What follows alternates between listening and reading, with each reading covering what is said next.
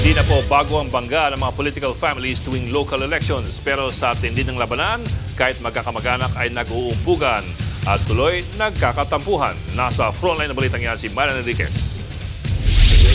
Sa basbas ng pari sa simbahan ng Our Lady of the Abandoned Church sa Marikina, sinimulan ni Marikina 2nd District Representative Stella Kimbo ang unang araw ng kampanya para sa lokal na posisyon. Tumatakbong mayor ng Marikina si Kimbo habang susubukan siyang palitan ng asawang si dating Congressman Miro Kimbo sa ikalawang distrito. Ang sa amin naman po is to offer solutions to old problems. Kasama na po dyan ang flood control. Kasama nilang nagbahay-bahay si Senador Coco Pimentel na kandidato sa pagka-congressman ng 1st District. Issues-based kami. Sinusubukan namin iangat ang level ng politika. Ayaw na namin yung mga batuhan ng mga baseless na mga akusasyon. Makakalaban ni Pimentel sa unang distrito si outgoing Mayor Marcy Teodoro habang ang misis niyang si Congresswoman Maan ang lalaban kay Kimbo sa pagka-mayor. Kamakailan lang nang suspendihin ng ombudsman si Mayor Marcy dahil sa issue ng maling paggamit umano sa pondo ng PhilHealth. Pero depensa ng alkalde, it's an allegation. Wala namang misuse where we are wrongfully, baselessly accused. Ang pondong nasasabi ay intact naman.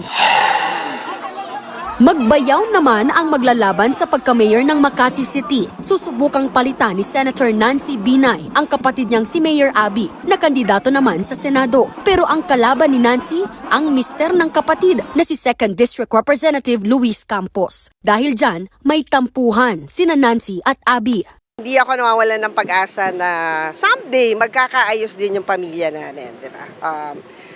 Hindi lang siguro siya ngayon, but sa tamang panahon.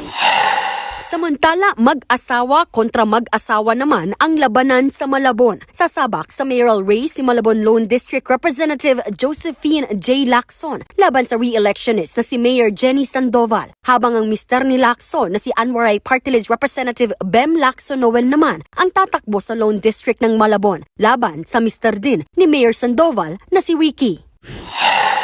Sa Las Piñas naman, tumatakbo sa pagka-vice mayor ang outgoing mayor na si Imelda Aguilar. Katandem ang anak na si April Tobias Aguilar na susubukan siyang palitan sa pagka-mayor. Kakalabanin siya ng kanyang pinsang si Carlo Rebueno Aguilar na kaalyado ng mga Villar.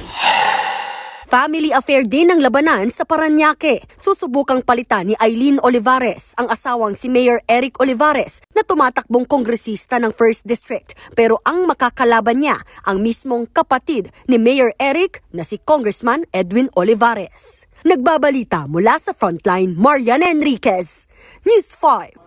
Mga kapatid, Ed Lingaw po, maging maalam at may pakialam sa mga napapanahong balita sa ating bansa. Para sa mas malalimang pagtalakay at paghimay sa mga issue at headlines, tumutok lamang at pag-subscribe sa social media pages ng News 5.